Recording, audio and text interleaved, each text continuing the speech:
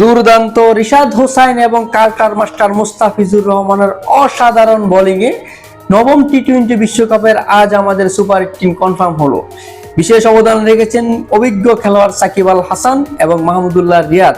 তাদের ভালো ব্যাটিংয়ে আমাদের লক্ষ্যমাত্রা ছিল ততটুকুই পৌঁছেছে। 159 রানের সংগ্রহ আমরা করেছিলাম। পরবর্তীতে আমাদের ভালো বোলিং, ভালো ফিল্ডিং এর মধ্য দিয়ে আমরা জয়লাভ করি।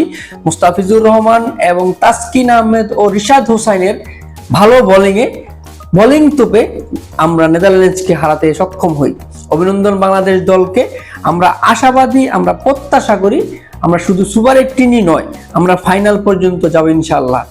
আমরা যে কোনো দলকে হারানোর ক্ষমতা রাখি, আমাদের সেই অবস্থান তৈরি হয়েছে। ইতিমধ্যে আমরা শক্ত প্রতিদ্বন্দ্বী শ্রীলঙ্কাকে হারিয়ে এবং সাউথ আফ্রিকার সঙ্গে হাড্ডাহাড্ডির লড়াইয়ের মধ্য দিয়ে আজকের এই নেদারল্যান্ডসকে হারিয়ে আমরা প্রমাণ করেছি যে আমরা সামনের ম্যাচগুলোতে, সামনের খেলাগুলোতে আমরা ভালো একটা রান সংগ্রহ করবো। যদি বোলিং করি তাহলে ভালো অল্প রানের মধ্য দিয়ে আমরা আমাদের প্রতিপক্ষকে আটকানোর চেষ্টা করব।